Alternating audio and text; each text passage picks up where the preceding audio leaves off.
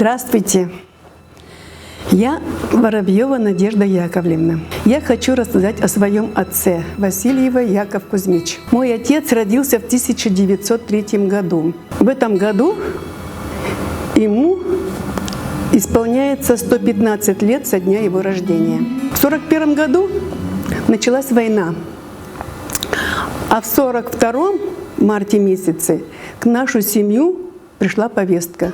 В это время, когда он уходил, мне было всего 3,5 года. Я помню хорошо, что когда ему уходить, он меня взял на колени, посадил и обнял. И, конечно, вышел из дома. Мама в это время была на 3-м месяце беременная. И родила сына 17 августа 1942 году. И папа этого сына не видел, а сын не видел отца. Мы жили на территории областной больницы. Старшая сестра, ей было 17 лет, она уже работала. Потом идет сестра, которой было 15 лет.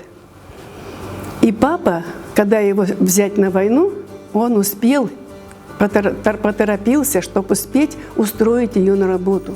Ему предложили в отделении республиканской больницы лабораторию. И там ее взяли ученицей, лаборантом. А потом так она и там работала. Она работала там с 1942 года по 1988 год. Папа, когда уходил на войну. Ему было 39 лет. Он воевал на украинской земле, в Сталинградской области, в саперном батальоне. Звание у него было рядовой красноармеец. Шли, конечно, ожесточайшие бои. Много погибло наших солдат.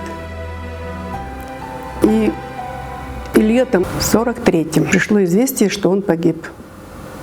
Погиб, и он как без вести пропавший. Когда получил известие, что он погиб, конечно, плакали. Мы все были, как говорится, трудолюбивые. Мама, когда работала, ей давали участок, чтобы посадили там картофель. А участки давали на лугу, где сейчас дамба.